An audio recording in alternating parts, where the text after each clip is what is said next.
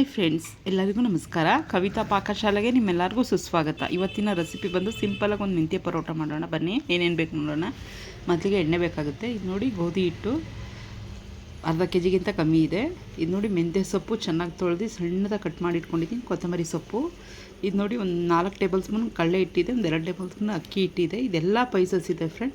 ಉಪ್ಪಿಂದ ಒಂದು ಮೆಣಸಿನ್ಕಾಯಿಂದ ಎಲ್ಲ ಇದೆ, ನೀರಿದೆ. ನಾನು ಹೇಳ್ತೀನಿ ಪೈಸಸ್ ಏನೇನು ಅಂತ. ಈಗ ಒಂದು ಪಾತ್ರೆಗೆ ಮೆಂತ್ಯ ಸೊಪ್ಪು ಹಾಕ್ಕೊಂಡು ಸ್ವಲ್ಪ ಇದನ್ನು ಹುರ್ಕೊಳ್ಳೋಣ. ಎಣ್ಣೆ ಎಲ್ಲ ಏನು ಬೇಕಾಗಲ್ಲ, ಇದಕ್ಕೆ ಚೆನ್ನಾಗಿ ಹುರ್ಕೊಳ್ಳೋಣ. ಸ್ಪೈಸಸ್ ಎಲ್ಲ ಇದೆ ಇಲ್ಲಿ. ಎಳ್ಳಿದೆ, ಉಪ್ಪಿದೆ, ಅರಿಶಿನ, ಖಾರದ ಪುಡಿ, ಜೀರಿಗೆ ಪುಡಿ, ಧನಿಯಾ ಪುಡಿ, ಒಂಚೂರು ಗರಂ ಮಸಾಲ ಎಲ್ಲ ಇದೆ ಫ್ರೆಂಡ್.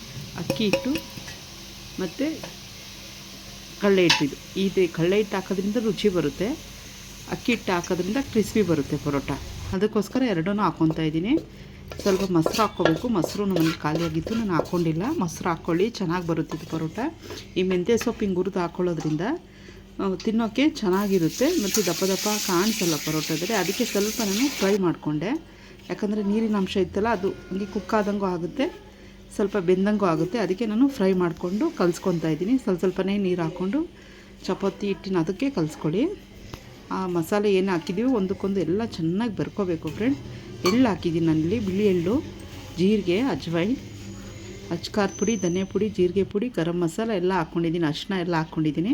ನೀವು ನೋಡ್ತಾ ಇರ್ಬೋದು. ಈಗ ನೋಡಿ, ಚಪಾತಿ ಲಟ್ಟಿಸ್ಬಿಟ್ಟು ತಿರುಗಿ ಇನ್ನೊಂದು ಸಲ ಮಡ್ಚಬೇಕಾಗುತ್ತೆ. ಸೆಂಟ್ರಲ್ಲಿ ಸ್ವಲ್ಪ ಎಣ್ಣೆ ಹಾಕ್ಕೊಳ್ಳಿ. ಎಣ್ಣೆ ಹಾಕ್ಕೊಂಡು ನೋಡಿ, ಈ ಥರ ಮಡ್ಚ್ಕೊಂಡು ಈ ಥರ ಎರಡೂ ಕಡೆ ಕ್ರಿಸ್ಪಿ ಆಗೋ ತನಕ ಬೇಯಿಸ್ಕೊಳ್ಳಿ ಫ್ರೆಂಡ್ಸ್. ನೀವು ಎಣ್ಣೆ ತುಪ್ಪ ಏನಾದರೂ ಹಾಕ್ಕೊಳ್ಳಿ. ನಾನು ಇಲ್ಲಿ ಎಣ್ಣೆ ಹಾಕ್ಕೊಂಡಿದ್ದೀನಿ. ಇದನ್ನು ಒಮ್ಮೆ ಟ್ರೈ ಮಾಡಿ. ಬೆಳಗ್ಗೆ ಲಂಚ್ ಬಾಕ್ಸ್ಗೆ, ಹುಡುಗರಿಗೆ ಟಿಫನ್ ಬಾಕ್ಸ್ಗೆ, ಆಫೀಸ್ಗೆ ಹೋಗೋರಿಗೆ ಎಲ್ಲನೂ ಚೆನ್ನಾಗಿರುತ್ತಿದ್ದು. ಒಮ್ಮೆ ಟ್ರೈ ಮಾಡಿ ಫ್ರೆಂಡ್ಸ್. ಈ ಮೆಂತ್ಯ ಪರೋಟ ಬಂದು ಆರೋಗ್ಯಕ್ಕೂ ಒಳ್ಳೆಯದು.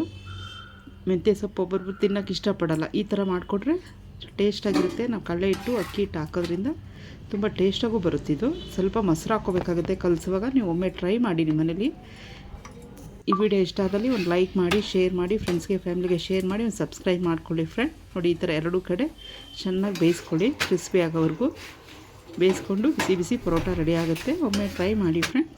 ಮತ್ತೊಂದು ವಿಡಿಯೋದಲ್ಲಿ ಮತ್ತೆ ಸಿಗೋಣ. Bye friends.